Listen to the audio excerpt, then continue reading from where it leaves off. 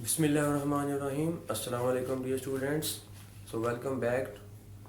तो आज हम चैप्टर नंबर 13 के next numerical number 6 calculate terminal potential difference of each of cells in the circuit. ये नीचे आपको सर्किट दिखाई दे रहा है। इस सर्किट का हमने मालूम करना है कि इसमें जो बैटरी और सेल लगे हुए हैं उन दोनों सेल्स के आपने terminal potential difference find out करने हैं। ठीक हो गया? ओके।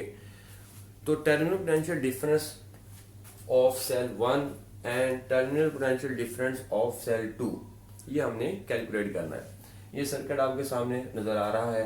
इसमें एक सेल लगा हुआ है, उसकी इंटरनल रेजिस्टेंस आपको दी हुई है 0.10, EMF 24, external resistance R, second cell EMF of second cell E2 and resistance of second cell R2 0.90 ohm। Okay, तो हमने इन दोनों सेल्स की जो टर्मिनल पोटेंशियल डिफरेंस है उसको हमने कैलकुलेट करना है।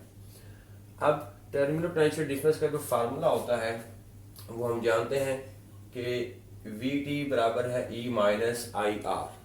ठीक हो गया? तो ये फर्स्ट सेल के लिए और ये सेकंड सेल के लिए। ठीक है, VT is equals to E2 of second cell minus IR। Is it clear? Okay. अब इसमें फार्मूला लगाने से पहले अब इन दोनों इक्वेशन में अगर आप देखें तो हमारे पास EMF दोनों सेल्स की EMF हमारे पास अवेलेबल है।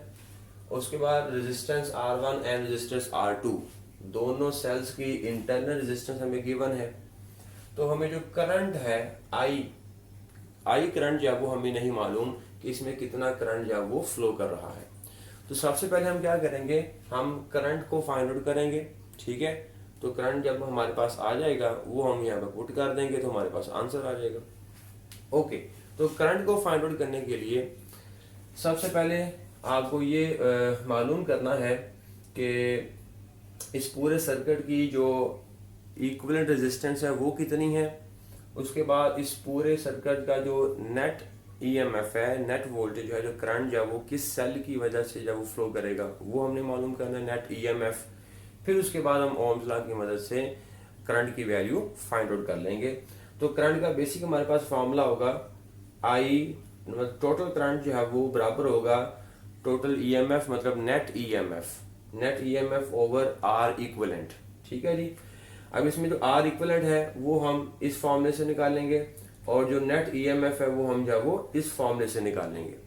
अब R इक्विवेलेंट जो है, अब R इक्विवेलेंट कैसे निकालेंगे, आप इस सर्किट को अगर आप देखें तो इस सर्किट के अंदर ये R1, कैपिटल R और R2 ये तीनों जो है वो सीरीज कॉम्बिनेशन में लगे हुए हैं।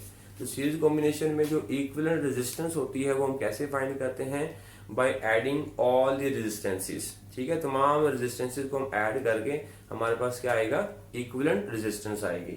इसलिए जब मैंने पूरे सर्किट की जो R1, R2 इन सब को जब क्या कर दिया है, ऐड कर दिया है, तो ऐड करने से हमारे पास क्या आ जाएगा, इक्विवेलेंट रेजिस्टेंस आ जाएगी। ठीक हो गया? तो अब इसकी वैल्यू को फाइंड आउट कर लेते हैं। तो इसकी जो वैल्यू आएगी हमारे पास, R1 की वैल्यू गिवन है 0.01 प्लस 8 प्लस 0.90। ठीक हो गया? तो यहां से आ जाएगा R इक्विवेलेंट। तो R इक्विवेलेंट बराबर हो जाएगा किस चीज के, तो ये बराबर हो जाएगा 9 वोल्ट के, 9 ओम के। ठीक हो गया? 9 ओम आ जाएगा। उसके बाद जो नेट EMF है, अब ये देखें इसकी 24 है, इसकी 6 है। तो आप जानते हैं कि ये बड़ी बैटरी है, ये छोटी बैटरी है, तो करंट जब वो इस बड़ी बैटरी की बदौलत जो वो फ्लो करेगा। ठीक है, current will flow by this battery that is 24 volt battery. तो नेट EMF कितनी होगी, 24 माइनस 6।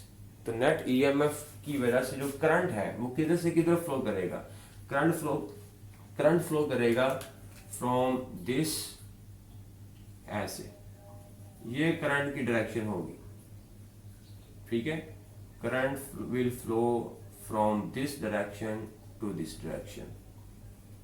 मतलब ये करंट की डायरेक्शन होगी, क्योंकि ये बड़ी बैटरी है, ये छोटी बैटरी है, तो बड़ी बैटरी की वजह से करंट जब ऐसे इधर फ्लो करेगा। ठीक हो गया? ओके। तो ईएमएफ नेट ईएमएफ कितनी होगी 24 माइनस 6, तो ये आ जाएगा हमारे पास 24 माइनस 6, तो ये आ जाएगा हमारे पास 18 वोल्ट। तो ये आ गया नेट ईएमएफ। ठीक है जी, नेट ईएमएफ कितना आ गया 18। अब ये नेट ईएमएफ और ये जो इक्विवेलेंट रेजिस्टेंस है ये हम इस फॉर्म में पुट कर देंगे तो हमारे पास क्या आ जाएगा, करंट आ जाएगा। तो करंट बराबर होगा नेट ईएमएफ हमारे पास 18 है ओवर आर इक्विवेलेंट हमारे पास 9 है, तो ये हमारे पास आ जाएगा 2 एम्पेयर। ठीक हो गया। तो 2 एम्पेयर जो है वो ये आ जाएगा नेट करंट। ठीक है, जो इस सर्किट के अंदर करंट फ्लो हो रहा है वो हमारे पास है 2 एम्पेयर है। अच्छा, एक और चीज आपने याद रखनी है कि सेल में से चूंकि करंट इस सेल में से सेल 1 में से जो करंट है वो फ्लो हो रहा है इन दिस डायरेक्शन। ठीक है, मतलब कि सेल 1 में जो करंट की जो डायरेक्शन है वो कन्वेंशनल करंट की डायरेक्शन के अलोंग ही है। मतलब जिस डायरेक्शन में कन्वेंशनल करंट फ्लो करता है बैटरी में से जो एक्चुअल करंट है वो भी उसी डायरेक्शन में ही फ्लो कर रहा है। ठीक है, तो सेल 1 की अगर हम बात करते हैं तो सेल 1 के अंदर जो करंट है वो इस डायरेक्शन में फ्लो कर रहा है। ठीक है, फ्रॉम नेगेटिव टू पॉजिटिव। तो हायर पोटेंशियल से लोअर पोटेंशियल में करंट फ्लो कर रहा है। ठीक है, तो यहाँ पर जो करंट की जो वैल्यू है उसको हम क्या लेंगे, पॉजिटिव लेंगे, ये याद रखिएगा। ठीक है, क्योंकि अगर आप इस बैटरी के एक्सटर्नल टू एक्सटर्नल बात करें तो एक्सटर्नल टू एक्सटर्नल करंट जो है वो कन्वेंशनली ही फ्लो कर रहा है। तो इसलिए बैटरी फर्स्ट जो सेल है, बैटरी जो पहली बैटरी है उसमें जो करंट की जो मैग्नीट्यूड है उसको हम जो है वो प्लस में लेंगे। ठीक है, ये याद रखिएगा। और अगर हम दूसरे सेल की बात करते हैं तो दूसरे सेल के अंदर जो करंट है वो इस डायरेक्शन में फ्लो कर रहा है, ये देखिए ऐसे।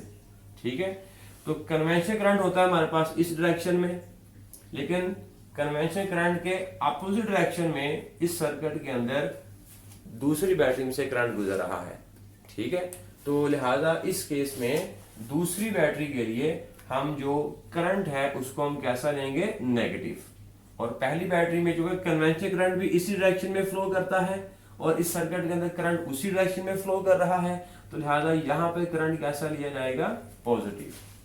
ये बात भी अपने माइंड में रखनी है। ठीक हो गया कि अगर बैटरी में से करंट जो है वो कन्वेंशनल करंट की डायरेक्शन में फ्लो हो रहा होगा तो पॉजिटिव लेंगे, और अगर करंट जो है वो कन्वेंशनल करंट की अपोजिट डायरेक्शन में फ्लो कर रहा होगा तो उसको हम नेगेटिव लेंगे। ये बात आपने माइंड में रखनी है। तो अब हम जब वो करते हैं इसमें वैल्यूज पुट करते हैं। ठीक हो गया, E1 की वैल्यू आपको दी गई है वो है 24। So terminal potential difference of first cell बराबर है E1 of first cell that is 24 minus I या वो फर्स्ट बैटरी के लिए कैसा लेना है, पॉजिटिव लेना है, और वो कितना है 2 एम्पेयर। तो ये आ जाएगा हमारे पास 2 और R1 कितनी है वो है 0.10। ठीक हो गया। अब आप इसको मल्टीप्लाई कर दें तो हमारे पास कुछ ना कुछ आंसर आ जाएगा। 24 माइनस 0.20। ठीक हो गया जी। तो इसका जो जवाब हमारे पास आएगा दैट इज 23.8 वोल्ट। ये आ जाएगा हमारे पास terminal potential difference of first cell. अब सेकंड सेल की बात करते हैं तो सेकंड सेल में हमारे पास होगा E2 of second cell that is 6 minus.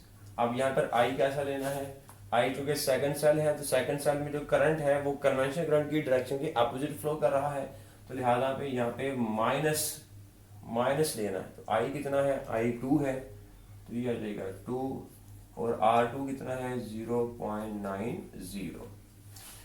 तो अब इसको आप ऐड कर देंगे 6 प्लस। ठीक हो गया जी। तो ये आ जाएगा 1.8, तो ये आ जाएगा हमारे पास 7.8 voltage. So this is of second terminal potential difference, this is first terminal potential difference.